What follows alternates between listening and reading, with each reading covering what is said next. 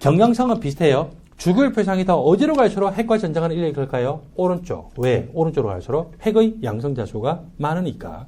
또 어디로 갈수록 핵과 전자간의 인력이 클까요? 위쪽으로 갈수록. 위쪽으로 갈수록 핵과 원자가 전자의 거리가 어때요? 가깝죠. 그래서 주기율 표상에서 이온화 에너지나 전자친화도나 전기물질은 모두 오른쪽 위로 가면 갈수록 커요. 단지 이온화 에너지는 제일 오른쪽 위에 있는 헬륨이 제일 크고 전자친화도는 18쪽 원소는 너무 예외적으로 작죠. 그리고 또 오른쪽 위쪽은 위쪽인데 2주기가 아니라 몇 주기라고요? 3주기 원소가 제일 크다. 이거 암기하셔야 돼요. 그리고 전기염 성도는 18쪽 원소를 포함할 수도 있지만 18쪽 원소를 제외한다라고 생각하면 오른쪽 제일 위에 있는 누가 제일 크더라고요? F. 이 정도는 여러분들이 반드시 암기를 하시면서 공부를 하시기 바랍니다. 이온화 에너지에 대해서 우리가 에너지 다이어그램을 봤더니 중성기체 상태 원자 1몰에서 전자 1몰을 떼어냈어요. 그럼 플러스 1가 양윤이 됐죠. 그때 필요한 것은 에너지이죠. 무슨 과정? 흡열 과정이었어요. 그래서 이온화 에너지는 기본적으로 흡열 과정에 해당되더라. 그 밑에 수소의 예를 들어봤더니 수소 원자 상태라고 가정해 봅시다. 수소 원자 상태에서 첫 번째 전자 껍질에 전자가 있는 것이 바닥 상태에 있고 핵과 전자 간의 인력이 작용하고 있죠. 요 전자를 떼가지고 어디까지 떼내요? N 이퀄 무한대 전자 껍질까지 떼내죠. 그때 필요한 에너지를 우리는 뭐랍니까? 이온화 에너지라고 이야기를 하죠. 그래서 수소의 이온화 에너지는 이건데 원래 수소가 N 이퀄 1일 때 에너지 값이 N 이퀄 1일 때 에너지 값이 마이너스 N제곱분의 1312kJmol이고 N 이퀄 1이니까 대입하면 얼마입니까? 마이너스 1312죠. N 이퀄 무한대 전자 껍질에는 무한대 대입하면 얼마가 됩니까? 제로가 되겠죠. 이 흡수되는 에너지 값은 나중값 빼기 처음값이에요. 항상 변화량은 나중값 빼기 처음값이죠. 나중값 0 빼기 처음값 마이너스 1312 하니까 그 값은 얼마입니까? 1312가 되죠. 그래서 이온화 에너지가 저런 식으로 계산이 될 수도 있습니다. 이온화 에너지의 경향을 보니까 이미 이야기했죠. 질문. 주기율 표상에서 오른쪽으로 갈수록 크더라 작더라? 크더라. 왜 크더라고요? 핵의 양성자 수가 많아서 양전하량이 더 커지기 때문에. 그래서 똑같은 이주기에서도 오른쪽으로 갈수록 즉 원자 번호가 크면 클수록 커지더라. 그리고 같은 족을 기준으로 해서 리튬, 소디움, 포타슘 똑같이 일족 원소죠. 누가 더 크더라고요? 리튬이 더 크죠? 왜 그럴까요? 예, 전자 껍질이 수가 적기 때문에 핵과 원자가 전자 간의 거리가 가까워서 같은 족을 기준으로 했을 때는 원자 번호가 더 작을수록 이온화 에너지가 크더라. 그리고 이온화 에너지가 예외적인 경향을 보여요. 몇 쪽에서 예외적으로 작아지냐면은 13족, 16족, 그리고 1족이죠. 제가 여러분들한테 그 이야기예요. 13족 원소가 바로 앞에 원소보다 약간 작아요. 바로 앞 원소보다 작아요. 바로 앞 원소보다 작죠. 그 다음에 16쪽이 앞에 원소보다 작아요. 바로 앞에 원소보다는 약간 작을까요? 바로 앞에 원소보다는 약간 작죠. 그래서 저런 경향은 여러분들이 반드시 이해를 하셔야 되고, 그거를 여러 번 강조했는데 실제로 그렇게 문제가 나오던가 안 나오던가요? 실제로 그렇게 문제가 나왔어요. 그래서 바로 앞에 원소보다 약간 작기 때문에 여러분들한테 이온화 에너지의 데이터를 딱 주고서 이게 같은 3주기 원소다 또는 같은 2주기 원소다 찾아내려면 찾아내야 될까요? 안 찾아내야 될까요? 찾아내겠죠. 그래서 실제로 시험 문제 나오는 것은 어때요? 그 이온화 에너지 값의 순서를 그대로 이렇게 했어요. 그럼 이제 따져봅시다. 리튬부터 네온까지 2주기 원소로 보는데 누가 제일 작을까요? 리튬이 제일 작죠? 그 다음에 누가 작을까요? 누가 이제 큽니까? 베릴륨이 크죠? 베릴륨보다 붕소가 커서요, 작아서요? 약간 작았죠. 그러니까 값의 순서로 딱 따져보면은 그 이온화 이제 값으로 보면은 붕소. 그 다음에 누굽니까? 베릴륨. 그리고 붕소 다음에 누굽니까? 탄소죠. 탄소가 크고 그 다음에 누굴까요? 질소. 그 다음에 산소인데 산소가 바로 앞에 있는 질소보다 약간 작죠. 그래서 산소, 질소, 그리고 플로로, 네온 이런 순서를 여러분들이 봐야 되겠죠. 그래서 값을 딱 주더라도 이게 누구 값이라는 것을 찾아내야 됩니까? 못 찾아내야 돼요? 찾아내야 되죠. 그걸 뭐를 암기하고 있어야 되는 거예요? 바로 앞에 원소보다 이온화 에너지가 경향성에서 벗어나는 것은 약간 작더라. 그게 몇 쪽에 해당됩니까? 13족, 16족. 그 다음에 1쪽이 되면은 완전히 전자 껍질이 바뀌니까 굉장히 크게 감소가 되죠. 그래서 여러분들에게 제가 공부를 할 때는 기본서로 공부를 하든지 저항길 교재를 공부하든지 항상 뭐를 주목하라고요? 표 내용을 보면 이건 문제 구덩이네 이러면서 여러분들이 상상의 나래를 펴야 되고, 그래프가 나오면 또 어때요? 이 그래프에서 특징적인 게 뭘까라고 하는 걸 꼼꼼하게 따져보면 어떤 응용된 문제도 풀 수가 있습니다. 순차적인 이온화 에너지라고 하는 것은 중성기체 상태의 원자 1몰에서 이제 전자를 떼내기 시작해요. 첫 번째 전자를 떼내요. 그때 이온화 에너지를 1차 에너지. 그 다음에 플러스 1가가 됐죠. 플러스 1가에서 플러스 2가로 또 두 번째 전자를 떼내면 뭐랍니까? 2차 에너지. 그럼 여기서 뭘 알 수가 있냐면은 전자를 딱 떼내가지고 N 플러스가가 딱 됐으면은 그때는 몇 차 이온해질까요? N차 이온해지겠죠. 순차적인 이온해지는요, 예외가 없어요. 무조건 더 고차로 가면 갈수록 커져요.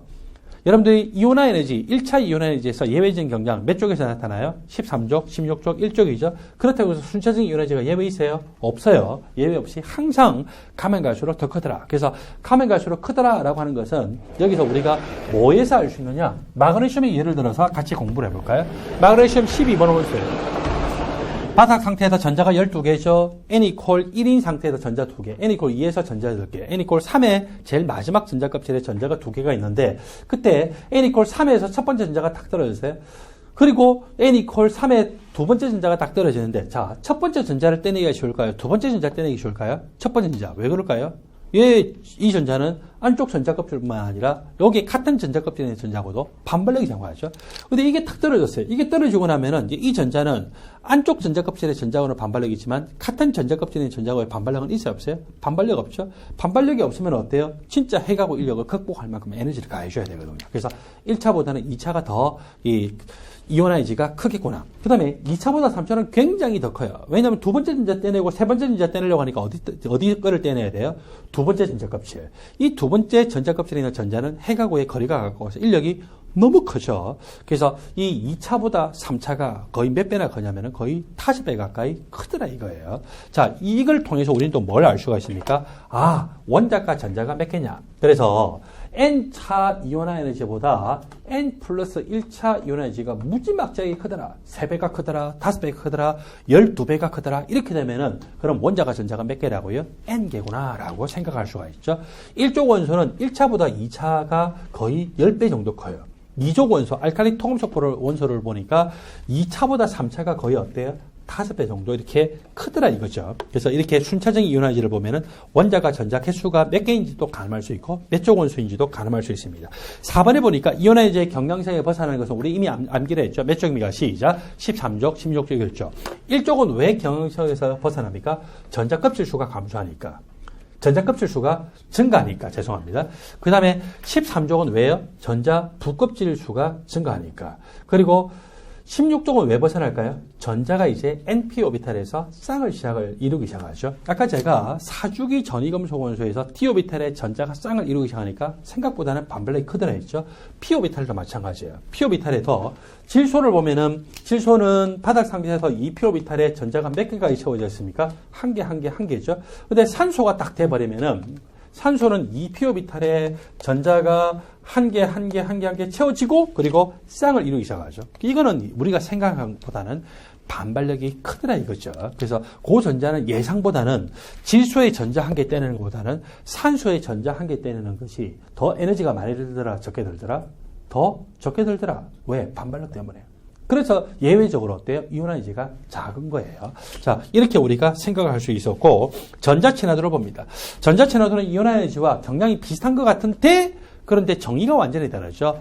자, 이온화이지는 전자를 떼내는 데 필요한 에너지죠. 전자친화도는 어때요? 전자를 첨가했더니 더 안정화되면서 발생하는 에너지입니다. 그래서 전자친화도는 기본적으로 발열 과정에 대한 거죠. 근데 조심을 하셔야 돼요. 발열 과정에 대한 거기 때문에 식을 적을 때 이제 다음과 같이 적습니다. 중성기체 상태 원자 일몰에 전자를 첨가했어요. 그랬더니 전자가 들어와서 마이너스가 음이온이 됐어요. 더 안정화돼서 에너지가 방출됐습니다. 최초 상태는요, 중성기체 상태 원자가 아니고 이 원자와 전자의 에너지를 합한 것이 최초 상태예요. 요것보다는 마이너스 1과 음이온이 되니까 더 안정하더라. 그럼 왜 안정화됐을까요? 원자는 전자가 돌아오면 반발력이 생기니까 안정할까요? 불안정할까요? 불안정하겠죠? 근데 이 전자가 돌아오면은 이 전자는 에너지가 너무너무 높은 상태였어요. 에너지가 높은 상태에 이제 볼까요? 수소 원자. N=1인 상태에서 전자 에너지 얼마입니까? 수소 원자 마이너스 1312kJ/mol. N= 무한대 상태에서는 에너지가 얼마일까요? 제로죠. 그래서 수소 원자를 보면은 전자가 N=1인 상태다. 자, 오빠 이쪽도 다 지워주고 가세요. 감사합니다. 자, 그래서 n 이퀄 1인 상태보다 n 이퀄 무한대 상태가 되면은요, 1312만큼이나 에너지가 높아요. 그리고 n 이퀄 무한대 상태가 되면은 핵과 전자 간의 인력이 극복되는 지점이거든요. 따라서 요 전자는 지금 핵에 붙들려 있어요. 극복된 거예요? 극복됐죠? 그만큼 어때요? 에너지가 굉장히 높은 상태죠. 그래서 얘가 굉장히 높은 상태인데 이것이 들어오게 되면은 이미 있던 전자하고의 반발력이 생기지만 핵과 전자하고의 인력 때문에 그만큼 어떻게 돼요? 안정화되죠. 그래서 그냥 요거에서 요렇게 되면은 오히려 불안정해요. 전자 반발력 때문에. 근데 얘가 워낙 에너지가 높은 상태이기 때문에, 물론 얘가 워낙 에너지가 높은 상태지만 이거의 에너지를 얼마로 볼까요? 수소처럼 생각해서 얼마로 생각할까요? 0으로 생각하는 거예요. 그죠? 그만큼 더 안정해지면은 이거는 어떻게 될까요? 마이너스가 됐다라고 생각을 하시면 되겠죠. 자, 그렇게 해서 전자가 탁 들어오면서 더 안정화되다. 그래서 최초 상태는 이 상태고 나중 상태는 마이너스 1가 상태가 됐어요. 무슨 과정입니까? 기본이 발열 과정이죠. 발열 과정일 때는 에너지를 이렇게 항으로 반응물이나 생성물로 집어넣느냐라고 하면은 생성물이에요. 흡열 과정은 에너지 양수값이 반응물의 생성물이에요. 반응물이죠. 근데 이거를 엔탈피 변화로 딱 표시하면은 엔탈피 변화는 뭐가 됩니까? 음수로 표시가 됐겠죠. 그래서 이 식으로 전자 채널을 표시하면은 기본이 양수인데 엔탈피 변화로 표시하면은 무슨 값이 되더라? 음수가 되더라는 것이죠. 여러분 제가 이거를 계속 강조를 했는데 진짜 이렇게 문제가 나왔어요? 안 나왔어요? 나왔죠. 그래서 이제 그래프를 딱 봤더니 원래 우리가 전자 친화도를 딱 보면은 1쪽 원소부터 시작해서 17쪽 원소까지 점점 전자 친화도가 같은 주기에서 원자 번호가 크면 클수록 커져요. 자, 예외적인 건데 이온화 에너지나 전자 친화도는 예외적으로 어디서 벗어납니까? 전자 껍질수가 증가하는 순간. 그리고 전자 부껍질수가 증가하는 순간, 전자가 np오비탈의 쌍을 이루기 시작하는 순간. 전자 친화도는요, 원래 있던 전자 상태가 아니고 어떻게 돼요? 전자가 들어오죠. 18쪽 원소는 전자가 들어오면은 전자가 안쪽 전자 껍질에, 원자가 전자 껍질에 와요. 바깥에 와요. 바깥에 오니까 너무나도 인력이 작아서 예외적으로 굉장히 작아졌어요. 그래서 18쪽은 굉장히 작죠. 18쪽은 굉장히 작아요. 값 자체가 완전히 부호가 바뀌어서 발열 과정이 아니라 흡열 과정이 됐겠죠. 그래서 첫 번째 이공식으로 따지면은 원래 양수가 돼야 되는데 18쪽 원소는 뭐가 될까요? 0보다 작은 무슨 값? 음수로 표시가 됐죠. 또 어디서 벗어날까요? 전자 부껍질 증가하는 거.